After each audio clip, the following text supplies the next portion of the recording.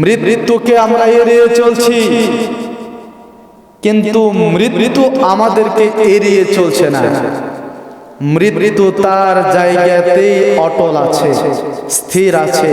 সময় মতো এক সময় এই মৃত্যুটাই আমার সাথে সাক্ষাৎ করবে, আপনার সাথে সাক্ষাৎ করবে।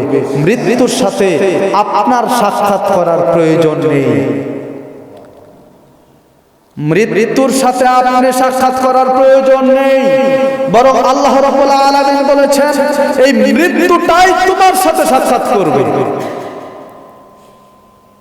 মৃত্যুর ভয় আমাদের অন্তরে নেই। আমি যে মারা যাব, আপনি যে মারা যাবেন, এই ভয়টা আমরা আন্তরিকতার সাথে ভয়টা করি না। অথচ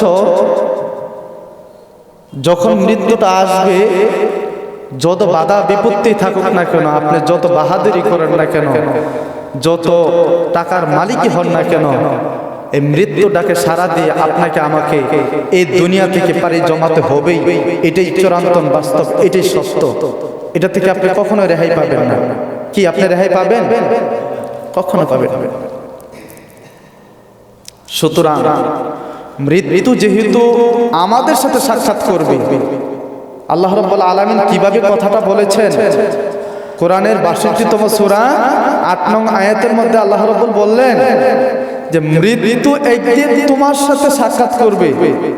তার মানে বোঝালেন যে মৃত্যু, আমি মৃত্যুর সাথে সাক্ষাৎ করব না, এই মৃত্যুটাই আমার সাথে সাক্ষাৎ করবে। সম্মানিত মুসলিম কেরাম, আল্লাহ রাব্বুল আলামিন এই আয়াত দ্বারা স্পষ্ট করলেন মৃত্যু থেকে কেউ রেহাই পাবে না। মৃত্যু মৃত্যুর জায়গায় রয়েছে, আপনি আপনার জায়গায় রয়েছেন। যখন সময় হবে তখন এই মৃত্যুটা আপনার সাথে সাক্ষাৎ করবে, আর এই সাক্ষাতের মাধ্যমেই এই দুনিয়াটা আপনার জন্য অন্ধকার হয়ে যাবে। দুনিয়াটা আপনার জন্য আর থাকবে না, আপনি পরকালীন পথযাত্রী হয়ে যাবেন। সুতরাং এই মৃত্যুর ভয় আল্লাহ রাব্বুল আলামিন আমাদের প্রত্যেকের অন্তরে স্থাপন করে দেন। আমিন।